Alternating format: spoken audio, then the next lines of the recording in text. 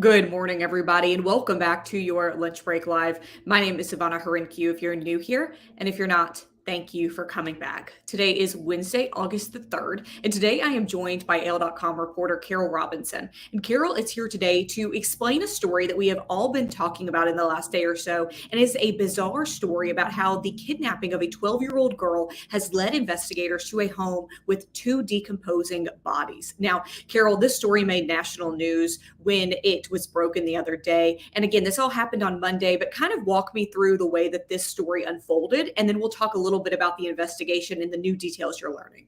Sure. It began Monday morning about just a little before 8:30 a.m. when a motorist was driving, in rural Dadeville and saw a 12-year-old girl walking alone on the side of the roadway. Something obviously made her felt that something was wrong, and she stopped and picked up the girl. And that sort of just opened the whole investigation into, where she had been, which led them to the suspect's trailer, which was not far away from where she was found. And inside, they found two decomposing bodies. The suspect was gone. He was arrested overnight, Monday night, by Auburn police and U.S. Marshals in Auburn.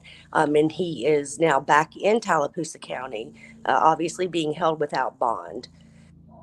So the suspect, again, was not very far from this mobile home at the time he was arrested, just in Auburn from rural Dadeville. And also, one thing before we get a little bit more into this investigation, tell us, did that 12-year-old girl, now we do know they've not released a lot of details about her or her identity because she is a minor, but they did say that she is safe right now and she is physically okay at the moment. So did that 12-year-old lead authorities to the trailer?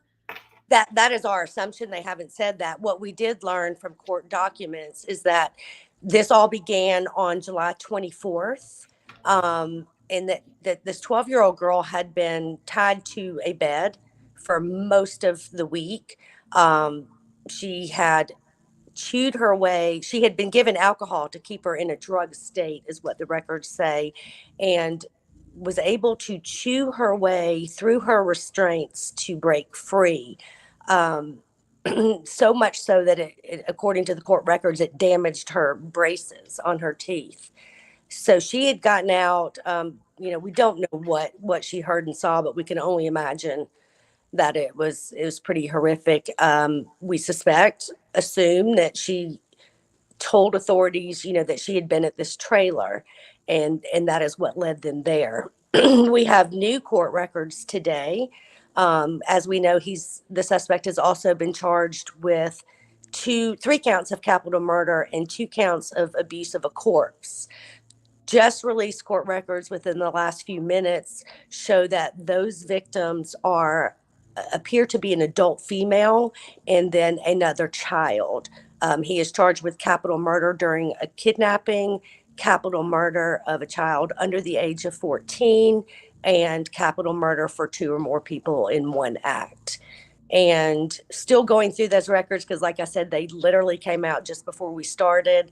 The corpse abuse will be leaving them there and the decomposition.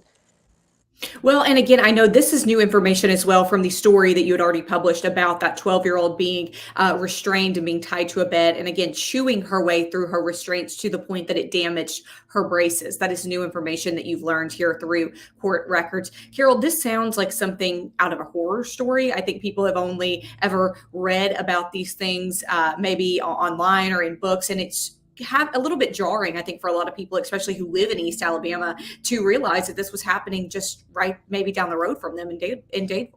And we still don't know, what the relationship is between Pascal Reyes and his victims. Authorities are pretty tight-lipped at this point with good reason. They've got a lot to investigate.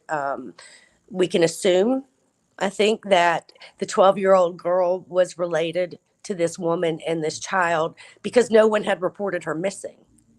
And, you can presume, educated guess, that if she was not related to these victims, then somebody would have been missing her.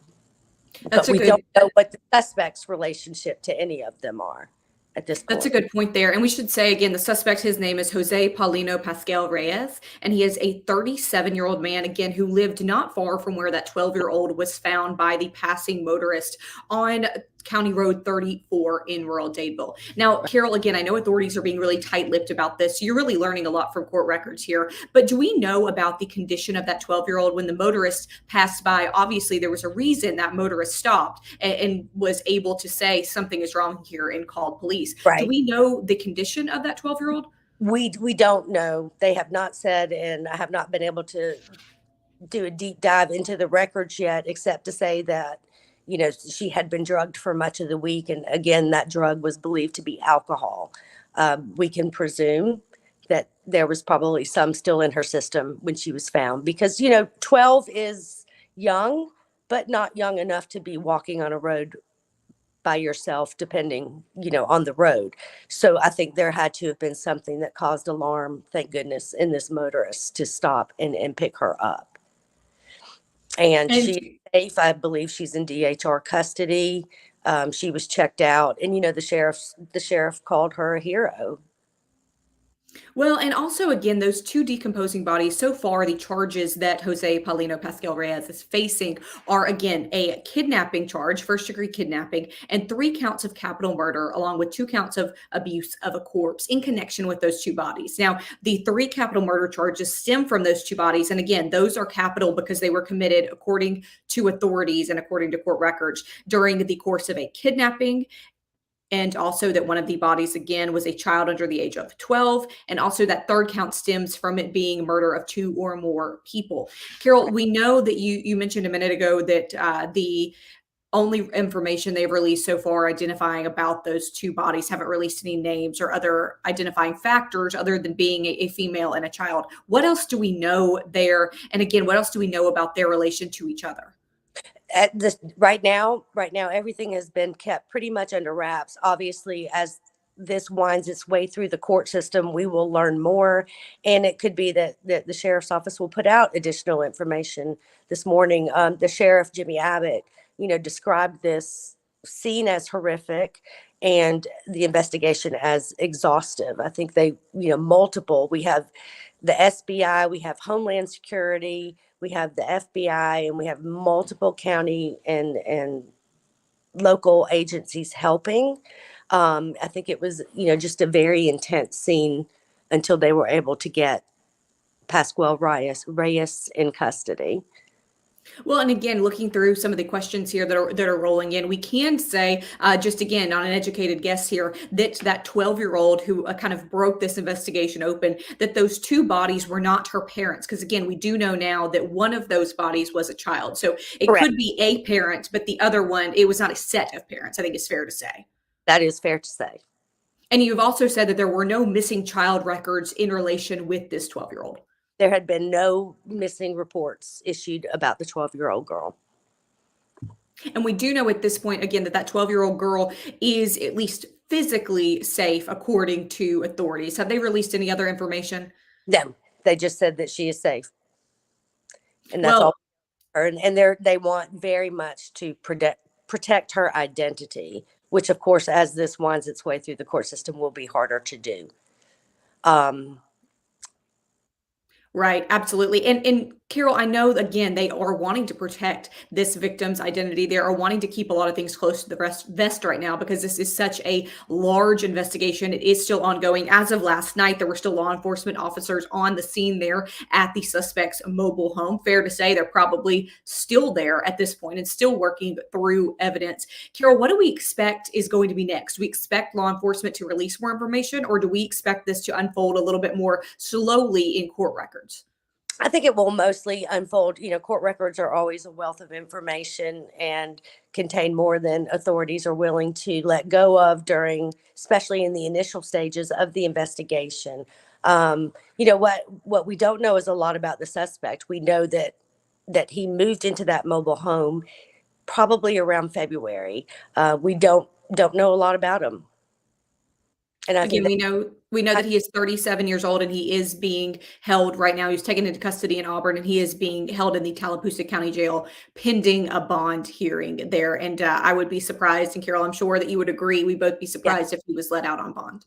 I don't see that happening. I will say that one thing I failed to mention in the court documents was that the 12-year-old girl had been assaulted in the head.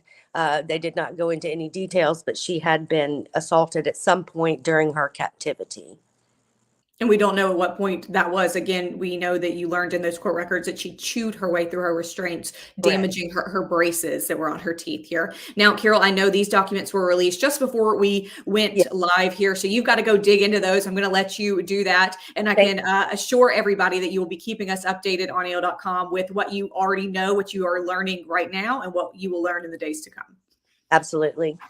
Carol, thank you for all of your information here, your expertise, lending it to us. Everybody watching, thank you. We will make sure to leave the link to Carol's new story here once it publishes. And we've already got the one that we have been discussing, kind of that preliminary information here as well. Thank you so much for watching. We'll see you tomorrow.